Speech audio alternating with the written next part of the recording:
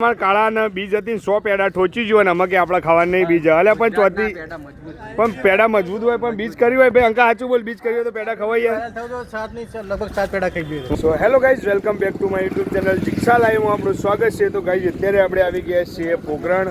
તો વિડીયોની અંદર બને રહેજો. પોકરણ ગઢનો કિલ્લો બતાવીશું અને બાબા રામદેવજીના જે શસ્ત્રો એમના જે વસ્ત્રો છે એમની કર્મભૂમિ છે તે અમે તમને વિડીયોની અંદર જણાવીશું.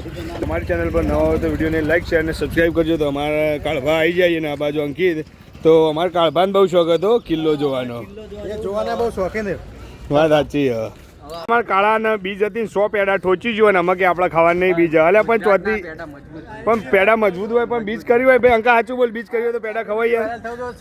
લગભગ 7 પેડા ખાઈ ગયો. વાત સાચી. 100 પેડા ખાઈ ગયો એ પણ ઇન તો બીજ નહીં દે રહ્યો ખાય બરોબર બેન મને વાત બરોબર પણ કાળો બીજ કરે હા હું એમ જ કહું કે તું બીજ કરી તો ભાઈ પેડા 100 પેડા ખાઈ ગયો બરોબર. જો અમે શરમાઈને જતો રહ્યો આગળ કહેતા તો આજ કોઈ બોલતો જ નહીં જાય એવું કેવું વિકા એ વિકા શેઠા કોઈ બોલતો નહીં બોલાવજો એ શેઠા ઓ શેઠા બે શબ્દો બોલી યાર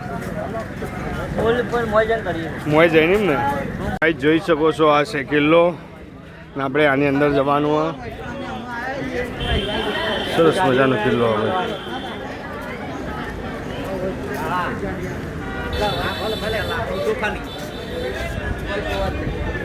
હવે આપણે ટિકિટ લેવા માટે આવી જાય. ટિકિટ લઈને જણાવી દઈએ કે ટિકિટનો દર કેટલો.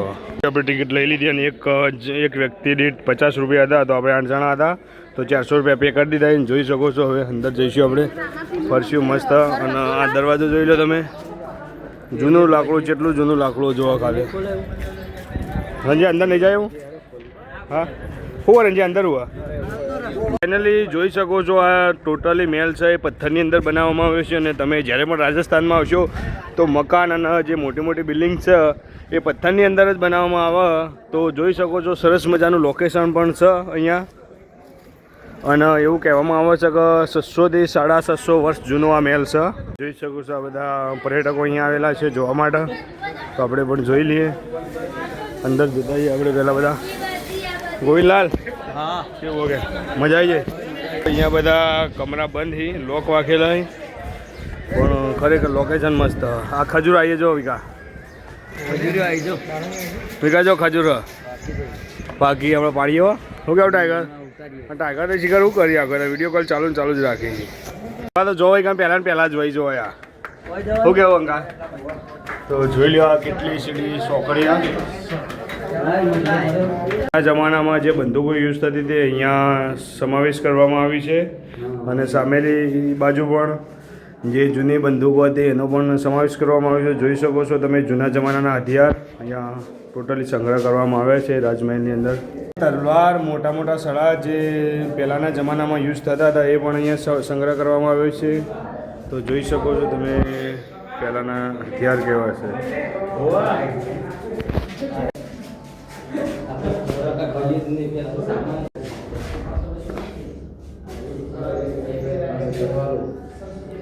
ચલી જાતે તલવાર લઈ રહી છે ને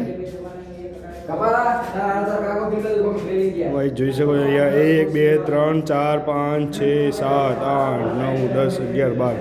તો અહીંયા ટોટલ 12 તલવાર સંગ્રહ કરવામાં આવી છે. અહીંયા જોઈ શકો છો રાજા મહારાજાનો પહેરવેશ એમના હથિયાર અહીંયા એમનો પહેરવેશનો પણ સમાવેશ કરવામાં આવે છે. આ બાજુ સામે પણ બીજો પહેરવેશ છે જે અહીંયા સમાવેશ કરેલો છે. સરસ જોવાલાયક બધું છે ભાઈ. બિલ કલમ આજે અગર રામદેવભાઈ નાના હતા ત્યારના એમના કપડાં અહીંયા રાખેલા છે એવું હું કહું છું. આ ફેટો પણ અહીંયા સમાવેશ કરવામાં આવેલો છે. સાફો નીચે પાઘડી પણ સમાવેશ કરેલી છે.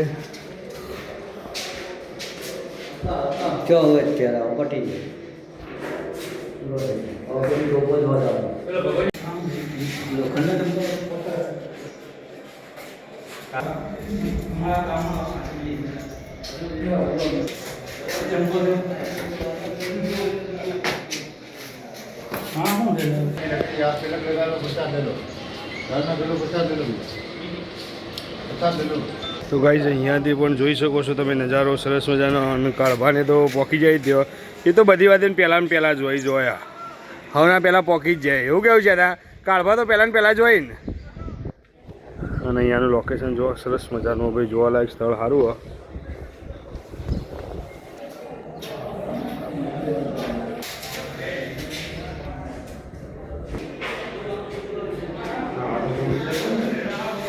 જોઈ લો તરવાલ જેવડી મોટી હશે કેટલા કિલોની હશે આમ અંદાજે 100 કિલોની તલવાર હવે અરે જોઈ લો તમે રાજાની મોટા મોટી તલવાર છે આ રહી. શું કેવું ફોટા કા અંદર નહીં કોઈ ખબર પડતી નહીં ભાઈ. ખરેખર આ જે મહેલનું બોધકામ કરેલું હોય અને શિલ્પકળા આનું બોધકામ એ ખરેખર અદ્ભુત કારણ કે જેવાનું બોધકામ કરેલું અને એ એકદમ જોવાલાયક અને સરસ મજાનું બોધકામ કરેલું હોય જે તમને જોવું ગમે અને ખરેખર આવડો મોટો કિલ્લો જોઈ લો. આ બાજુ છે આ બાજુ આની અંદર પણ બધા રૂમો છે. આનું જે બારીની ડિઝાઇન જો સરસ મજાની કરેલી છે જેનો ઘુમ્મટ પણ મસ્ત મજાનો કરેલો જો પોકરણ બાજુ આવો તો મુલાકાત કરજો. ખરેખર ફરવાની મજા આવી જાય. અમે તો આવ્યા હતા રણજીત આ બાજુ ટાઈગર બેઠા પેલી બાજુ અમારા બીજા મિત્રો ભરી અને આ બાજુ જોઈ લો ટોપી.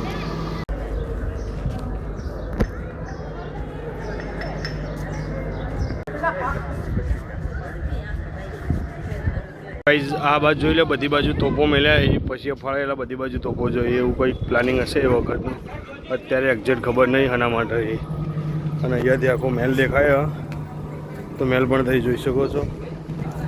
મસ્ત લોકેશન આપણે કળા કરવામાં આવી છે. પહેલાંના જમાનામાં એવું હતું કે દુશ્મનો નીચેથી વાર ના કરી શકે અને ઉપરથી તમે અહીંયાથી પણ તીર યા બંદૂક કાં તો ગમે તે કોઈ હથિયાર વડે અહીંયાથી દુશ્મનો પર હુમલો કરી શકો.